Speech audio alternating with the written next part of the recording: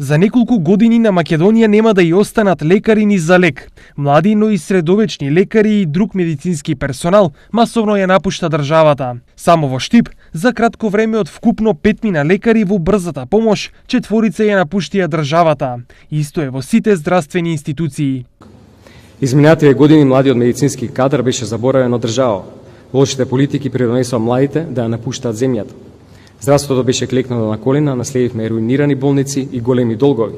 Младите единствениот излез од целата таа ситуација го гледаа учењето странски јазик и аплицирање за работа во странските земји. Иселувањето на здравствените работници е еден од најголемите предизвици на Министерството за здравство, како да се сопре иселувањето на медицинскиот кадар. За прв пат во Македонија се обезбедија средства за исплаќање на доместокот на приватните специјализанти, за нивниот труд и работа во висина од минимално загарантираната плата за општ лекар.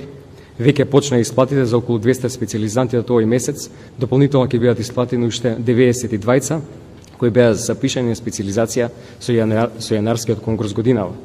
Со заеднички договор со Фондот за здравствено осигурување на Република Македонија, дополнително уште околу 40 специјализанти стоматолози од септември месец ќе добиваат соодветен надоместок. Младите лекари се жалат на ниските плати, лошите услови за работа, но и партиските вработувања. Само ова тие денеска лично им го кажаа на министерот и на премиерот, од кои очекуваат конкретни мерки за решение на овие проблеми. Добија ветување за покачување на платата до 1000 евра до 2020 година, но и подсетување дека се работи на набавка на нова опрема, како и на реконструкција и изградба на нови болнички згради.